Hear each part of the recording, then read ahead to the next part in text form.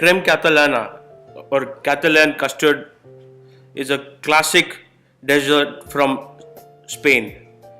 This is a recipe inspired by Paula Wolfert, and we have taken this from Liet's Culinaria, one of the most inspirational culinary blogs. For the creme catalana, you would need about a liter of whole milk,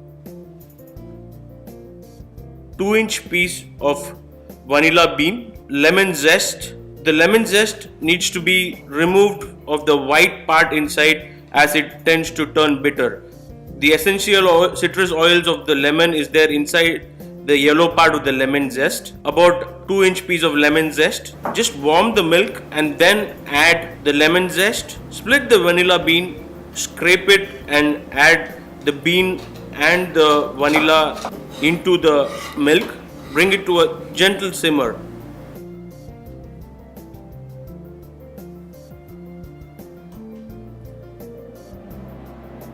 Take about 7 to 8 egg yolks in a bowl.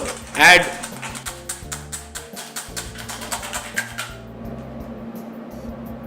about 2 tablespoons of cornstarch and 6 tablespoons of turbinado sugar. Mix them thoroughly well, whisk them and cream them nicely so that they reach a nice and creamy consistency. Now, this is an important stage. You add a little bit of milk into the egg mixture just to temper the mixture and bring it up to the same temperature of the milk. Add the egg mixture into the milk and then slowly cook it. Keep stirring it on slow heat.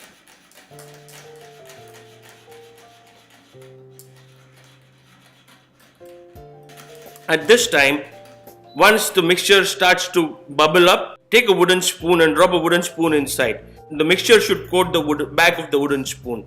This is the time that the mixture is ready. Pour them into serving bowls, and at this time you can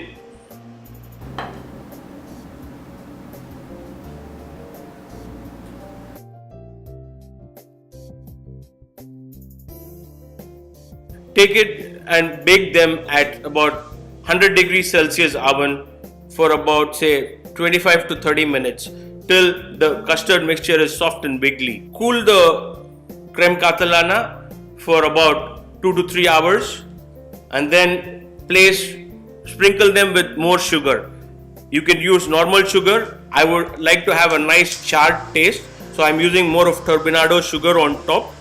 At this time, take a blowtorch and then hold it up for about 2 to 3 inches above the creme catalana and then caramelize the sugar and leave it for about say 3 to 5 minutes till the sugar hardens. From the Food and Flavors team, we would like to wish you a very happy new year. We would like to thank David Liet from Liet's Culinaria who inspired us to do this recipe.